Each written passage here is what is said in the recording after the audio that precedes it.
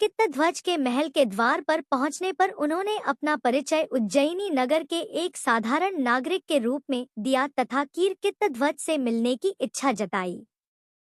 कुछ समय बाद जब वे कीर्तिध्वज के सामने उपस्थित हुए तो उन्होंने उसके यहाँ नौकरी की मांग की। कीर्तिध्वज ने जब पूछा कि वे कौन सा काम कर सकते हैं तो उन्होंने कहा, जो कोई नहीं कर सकता वह काम वे कर दिखाएंगे। राजा कीर्तिध्वज को उनका जवाब पसंद आया और विक्रमादित्य को उसके यहाँ नौकरी मिल गई। वे द्वारपाल के रूप में नियुक्त हुए। उन्होंने देखा कि राजा कीर्तिध्वज सचमुच हर दिन 1,00,000 स्वर्ण मुद्राएं जब तक दान नहीं कर देता अन्नजल ग्रहण नहीं करता है। उन्होंने यह भी देखा कि राजा कीर्तिध्वज रोज शाम को अकेला कहीं निकलता है और जब लौटता है तो उसके हाथ में 1,00,000 स्वर्ण मुद्राओं से भरी हुई थैली होती है। एक दिन शाम को उन्होंने छिपकर कीर्तिध्वज का पीछा किया। उन्होंने देखा कि राजा कीर्तिध्वज समुद्र में स्नान करके एक मंदिर में जाता है और एक प्रतिमा की पूजा अर्चना करके खौलते तेल के कड़ाह में कूद जाता है। जब उसका शरीर जल भुन जाता है तो कुछ जोगनियां आकर उसका जला भुना शरीर कड़ाहे से निकालकर नोच नोच कर खाती हैं और तृप्त होकर चली जाती हैं।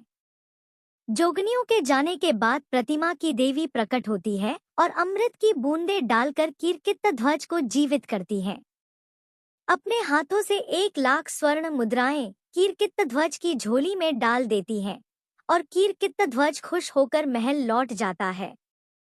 प्रातःकाल वही स्वर्ण मुद्राएं वह याचकों को दान कर देता है। विक्रम की समझ में उसके नित्य 1,00,000 स्वर्ण मुद्राएं दान करने का रहस्य आ गया।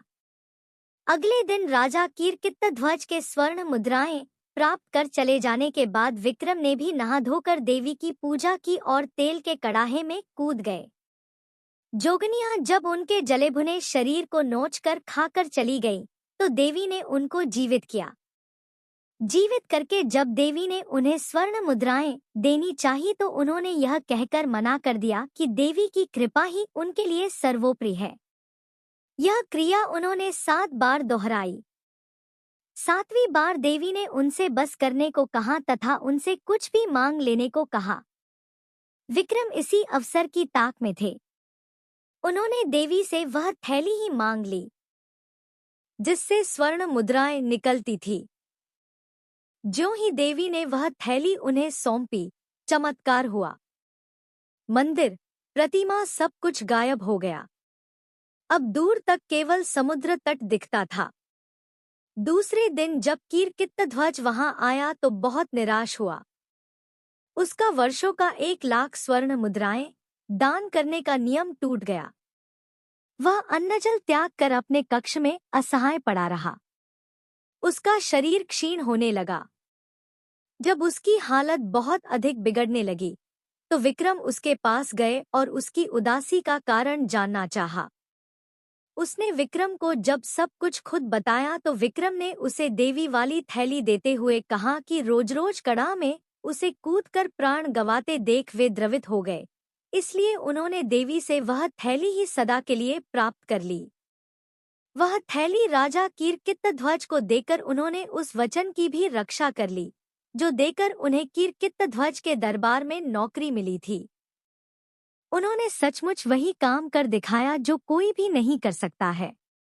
राजा कीर्तिध्वज ने उनका परिचय पाकर उन्हें सीने से लगाते हुए कहा कि वे सचमुच इस धरा पर सर्वश्रेष्ठ दानवीर हैं, क्योंकि उन्होंने इतनी कठिनाई के बाद प्राप्त स्वर्ण मुद्रा प्रदान करने वाली थैली ही बेझिझक दान कर डाली जैसे कोई तुच्छ चीज हो।